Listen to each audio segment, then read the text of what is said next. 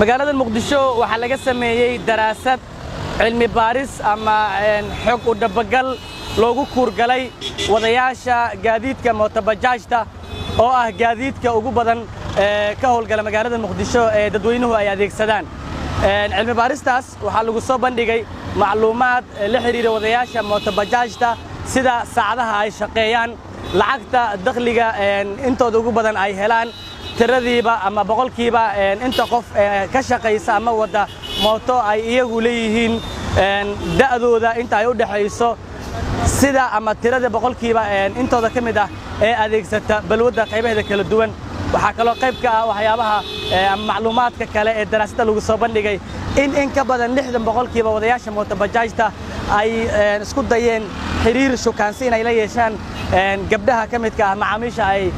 gaadiidkooda mootobajaajta ku qaadaan qaarkoodna waaba ay guursadeen laami ku bartay oo mooto ku qaaday oo guursaa jiro waa jirtaa daraasadan oo ay sameeyeen ururka cilmi baarayaasha Soomaaliyeed ee SRA magacooda loo soo gaabiyo gudoomiyaha uu yahay Dr. Shaafici Shariif Maxamed ayaa waxa lagu xog wareystay in ka badan 400 oo kamid ah wadayaasha mootobajaajta ujeedkuna waxa uu ahaa in markii uu horeysay loo kuurgalo sida Dr. Shaafici uu keenan u sheegay arinta ka dambeysay in daraasada la ambaqaaday waxa ay ahayd markii dad badan ay dawladda bajaajta ama dadka bajaajta wado ay ka aaminsan yihiin waxyaabo qaldan ama hadal heynta laga yaabo qaarkood inay drugs isticmaalaan laga yaabo in qaarkood lagu sheego in maxkamad aan mas'uuliyiin ahayn qaarkood lagu sheego inaysan aqoonin sida ama xalada kale oo dhaqmo waxyaabo badan oo hadal heyn badan ayaa u dhigayahan daba ka socota magaalada Muqdisho gaar ahaan bajaajta daraasadan oo diyaarinteeda ay socotay 25 September ilaa 5 November sanadkan 2020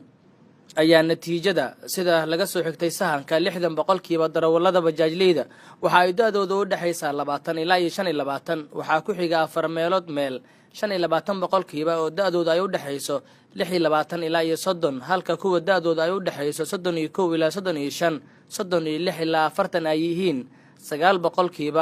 iyo 6% sida ay isugu xigaan sidoo kale darawalada bajaajta ayaa ku dhawaad 100% rag ah lahaanshiyaha bajaajta marka laga hadlayo 65% ayaa xaqiijiyay inay iyagu yihiin milkiilayaasha halka qiyaas ahaan 3 meelood meel oo u dhiganta 35% darawalada ay sheegeen in ay mootadu tahay kiro 74% waxa ay sheegeen in ay shaqeeyaan 10 ilaa 12 saacadood maalintii 14% waxa ay sheegeen in ay shaqeeyaan 13 ilaa 15 saacadood maalintii in yar oo 12% ayaa waxa ay sheegeen inay shaqeeyaan 8 saacadood oo inta badan sida caadiga ah loo baahan yahay daraasadu waxay ogaatay in darawalada ugu badan 73% aysan lahayn wax balwad ah halka qiyaastii 3 meelood meel 27% ay sheegeen in ay la qabatimeen midkood qaad taabuu ama sigaar dad badan waxa laga yaabaa inay aaminsan yihiin dhallinyarada bajaajtooda inay balwad aad u isticmaalaan laakiin daraasaddu waxay ogaatay ku dhawaad 73% inaysan balwad aysan lahayn marka laga fadhiyo 27% oo isticmaalo ama jaadka sigaarka ama taabuuda marka taasi perceptionka dadka reer Muqdisho ay ka qabeen bajaajta ayaa xaqiiqda iyo waxa soo baxay dabcan way kala duwan yihiin marka dhallinyarada waa dhalinyaro inta badan nadiif ah shaqaysto family leh marka heerarka waxbarashada ee wadayaasha mootobajaajta ayaa sidoo kale daraasadan waxa lagu cadeeyay in 33% oo kamid ah darawalada ay yihiin kuwa leh waxbarashada asaasiga ee dugsiga hoose halka kuwa waxbarashada dugsiga sare gaaray ay yihiin 32%. waxaa jira oo kale arday ka qalin jabisay jaamacadaha oo 22% kamid ah darawalada ay sheegeen in ay haystaan shahaadada koowaad ee jaamacadda dhanka guurka darawalada ayaa la weydiiyay xaaladooda guur 60% waxa ay ku jawaabeen in ay xaas leeyihiin halka 32% ay sheegeen inay yihiin doob 8% kaliya ayaa shaaciyay in aysan guursan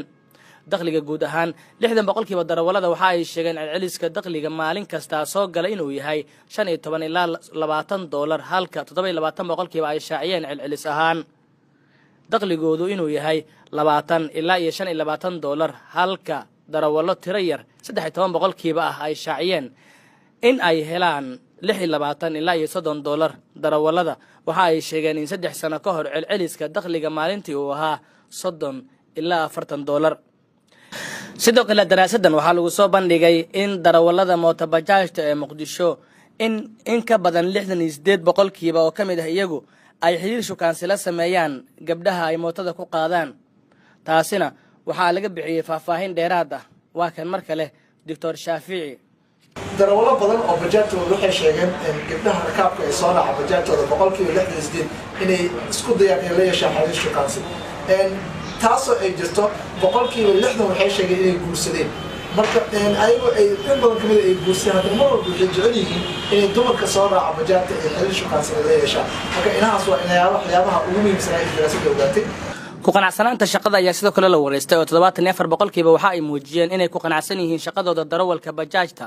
kaliya 26% ayaa xaqiijiyay inaysan ku qanacsanayn. hase yeeshee ku qanacsanaanta darawallada shaqooyinkooda uma tarjunto rajo mustaqbal. qaarkood waxa ay sheegeen amaba ay hadalka u dhigeen inaysan haynin shaqo kale, sida awgeed ay ku qasban yihiin inay shaqadooda ku qanacsanaadaan.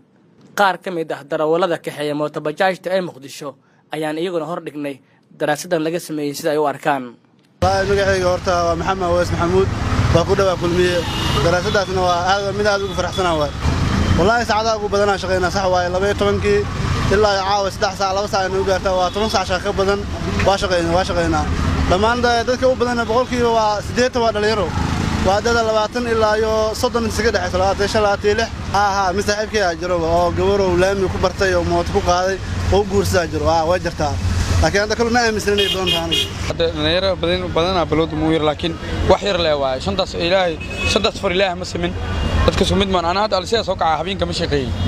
meeqa saac baad shaqeysaa adiga? ana hadda subax hal saac soo kaca ilaa maqribka waa shaqeeyaa. ilaa maqribka macnaheedu waa wax ka badan 10 saacadood. haddii la fiirsho da'da 20 ilaa 25 waxay u badan yihiin boqolkiiba 45 aaminsanahay. dhanka qanacsanaanta shaqada ka warqab والله qof walba shaqadiisu ku qanacsan yahay sidoo wax ku heli lahaa laakiin mooto bajaaj wax badan ee magaalada Muqdisho ka qabatay.